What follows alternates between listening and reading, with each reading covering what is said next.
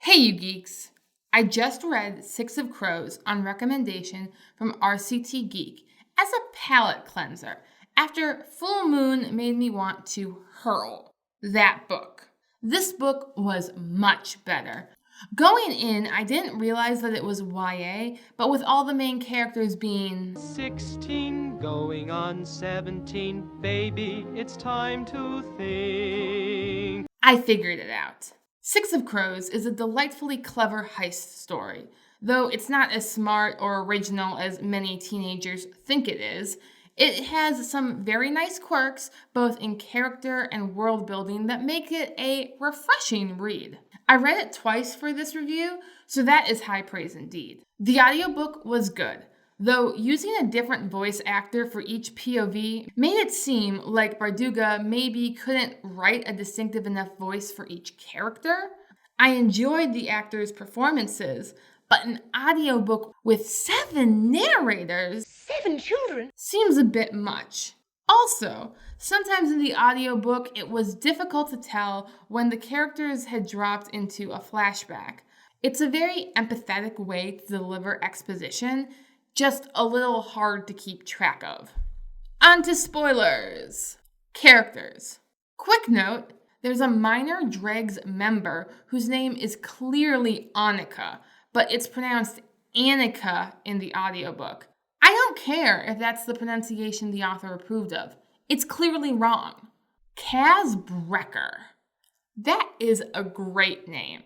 Dirty Hands with a germ phobia makes a great character contradiction. He's also the mastermind behind most of this book's plot, and I'm fine with that. He's very Nick Fury. It's called compartmentalization. Nobody spills the secrets because nobody knows them all. I wouldn't trust him with my wallet, but I trusted him to get his crew in and out of the ice court in one piece and minimal emotional scarring. I'm glad to see my trust was not mistaken, although his was, twice, making him just fallible enough to be believable as a teenage crime boss. It's nice to see The Wire still works in fiction. The classics never get old. I also noticed that we have a scrappy young whippersnapper going up against... He's an Irishman who doesn't drink, doesn't smoke, and doesn't chase dames. Kaz may be down and out now, but eventually he'll pack one heck of a sting. Inej. practically perfect in every way. It's really a shame that Inej has to be competent at everything she does. Acrobatics, sneaking, stabbing, making friends. Because there's only one thing an author can do to this character to keep her from being a Mary Sue. Damsel her. I'm a damsel. I'm in distress. I can handle this.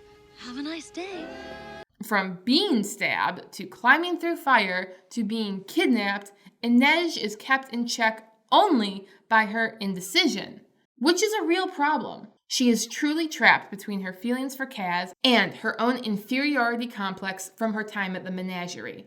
I liked spending quality time with her as she worked it all out. Though, before this book, I never thought of the king and his assassin as a romance trope, but after seeing it in FMA, Mistborn, and now here, I can no longer call it original. Inej and Kaz do flesh out the roles nicely, and Inej actually chooses to leave her king, but we'll see where they stand when the whole thing is over. Nina. She's a man-eater. I mean, heartrender. Her arc is very exterior and plot-oriented. She sets out to free Matthias, and she succeeds. Then she makes the big sacrifice play at the end. I was predicting she'd get high on Jurda Parem before the book was out. That she did it of her own accord was a nice twist. It was also nice that while she was drugged out of her skull, she still had the capacity to realize that the real monsters were the friends we made along the way, or that everyone is someone else's monster. I really did like her character, but it was very stalwart, and that's fine. Matthias more than makes up for Nina's stalwartness with his wayward ways. His extremes really sells the enemies to lovers trope in a way I haven't bought since Zutara.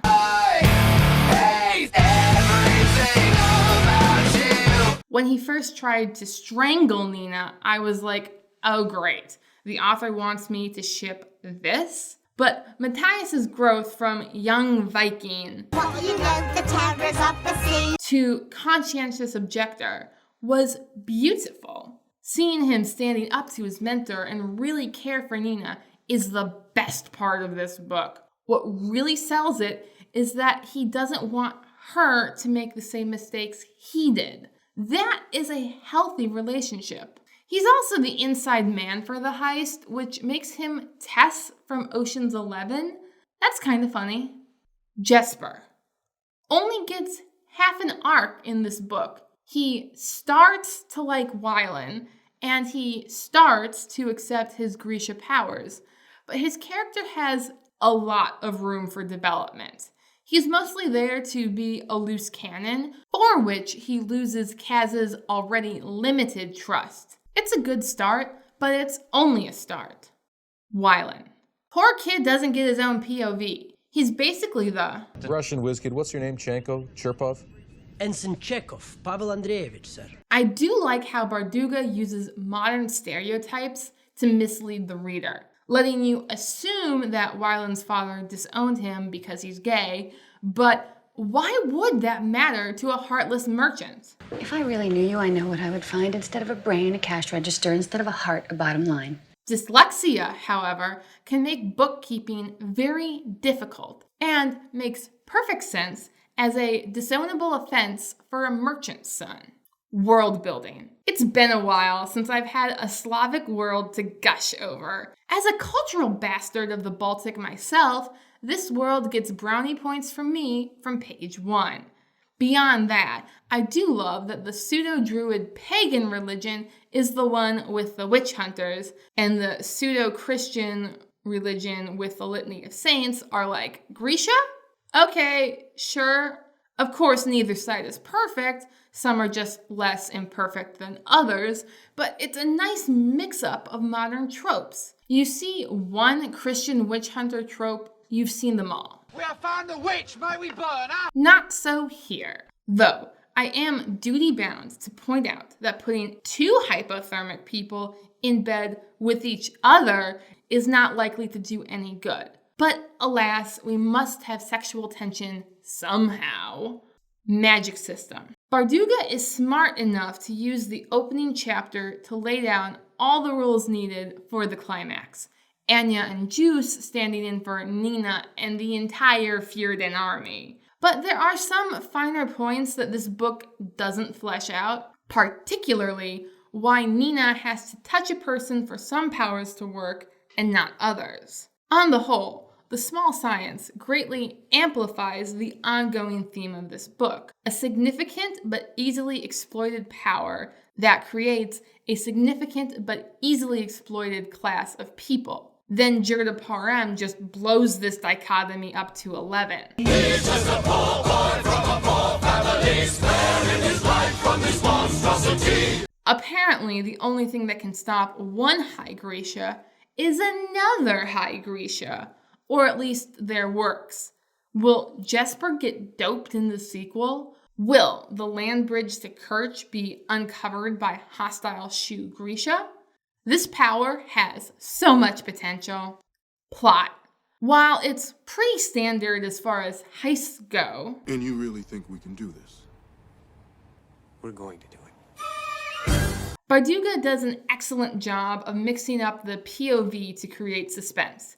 Even if you are with the person who knows what's going on, they won't explain the plan to you until it's happening. Of course, usually you're with the person who has no clue.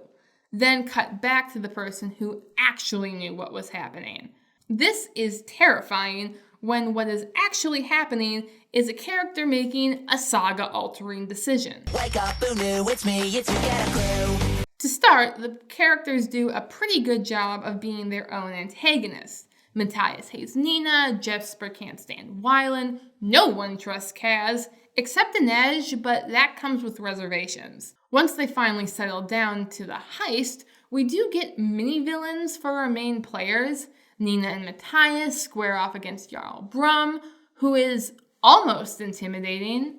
Nina thinks he is, but for the reader... He starts monologuing. He starts like this prepared speech about how feeble I am compared to him. Matthias' supposed betrayal was far more frightening than any of his officers' hot air. Inej also got to face off against Tante Helene, which was quite satisfying.